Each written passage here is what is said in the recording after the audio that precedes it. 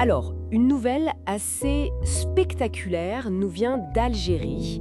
On parle d'une découverte de plus de 60 tonnes d'or. Forcément, ça interroge sur l'impact potentiel pour l'économie du pays.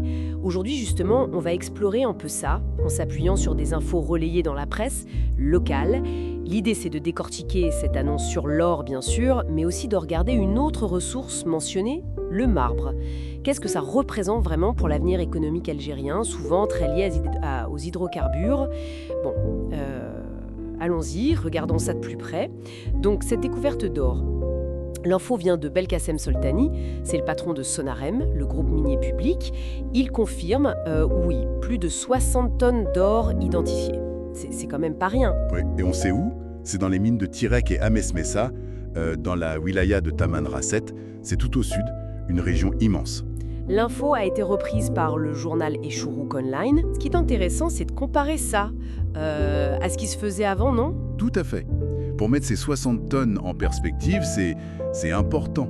Parce qu'il y avait déjà une activité ces 3 dernières années, des petites entreprises, des investisseurs ont extrait quelque chose comme 60 000 tonnes de minerais bruts là-bas. Ah oui.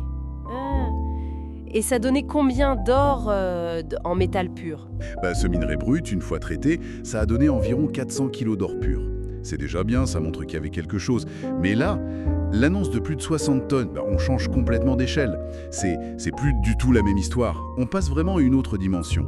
Et d'ailleurs, ce qui est notable, c'est la volonté affichée maintenant d'avoir une exploitation beaucoup plus structurée, plus industrielle. L'Algérie semble dire « Ok, on a ce potentiel, maintenant il faut l'exploiter sérieusement ». Et ça veut dire quoi? Ouvrir la porte à plus d'investissements? C'est ça. Apparemment, l'idée, c'est d'attirer des investissements plus conséquents, que ce soit des acteurs locaux ou étrangers, pour vraiment lancer des projets d'envergure. Donc potentiellement une nouvelle manne financière pour le pays. Exactement. Si on regarde le tableau d'ensemble, pour une économie qui, on le sait, cherche à se diversifier, à moins dépendre du pétrole et du gaz, oui, c'est une piste très sérieuse. Ça peut générer des revenus, créer des emplois. C'est clairement un enjeu stratégique. Intéressant. Et vous disiez, il n'y a pas que l'or dans cette histoire. Le même responsable, M. Soltani, il a aussi parlé du marbre. Oui, et là aussi, les chiffres sont assez vertigineux. On parle de réserve nationale de marbre estimée à 140 millions de mètres cubes. C'est énorme. 140 millions de mètres cubes. Waouh! Pour se faire une idée, ça représente quoi? Assez pour les besoins du pays, par exemple? Ah oui, largement.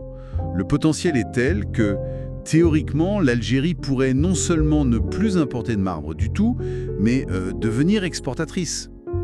Sonarem, d'ailleurs le groupe minier, dit d'avoir déjà une quinzaine de carrières actives, pas que du marbre d'ailleurs, et ils estiment leur propre réserve de marbre exploitable à environ 40 millions de mètres cubes. C'est déjà considérable. D'accord. Et il y a une ambition de production chiffrée? Oui, l'objectif qui est mentionné, c'est d'atteindre une capacité de production annuelle qui pourrait aller jusqu'à 10 millions de mètres cubes.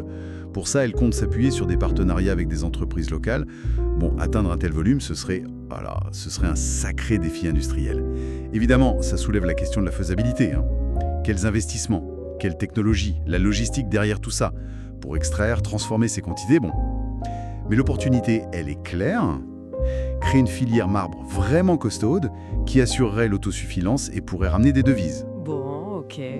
Donc si on essaye de résumer, on a cette découverte d'or majeure à Tamanrasset, avec une volonté claire de passer à la vitesse supérieure, d'industrialiser l'exploitation, d'attirer des capitaux, et en parallèle, un potentiel absolument gigantesque dans le marbre qui pourrait carrément transformer le pays en exportateur.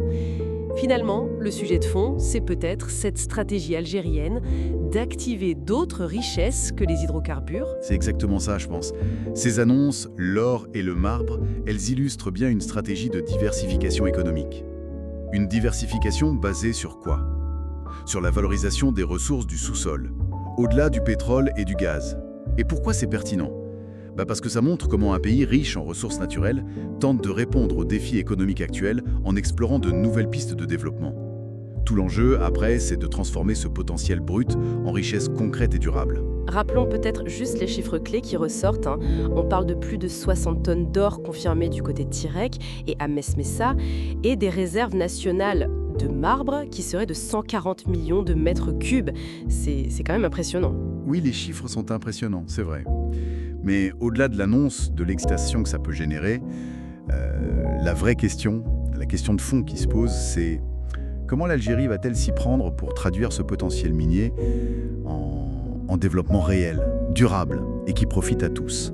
Quels vont être les mécanismes pour attirer les bons partenaires, ceux qui apportent la technologie, le savoir-faire, tout en gérant les impacts environnementaux, sociaux? Comment s'assurer que cette manne ne devienne pas une autre forme de malédiction des ressources, mais qu'elle bénéficie vraiment à l'économie sur le long terme?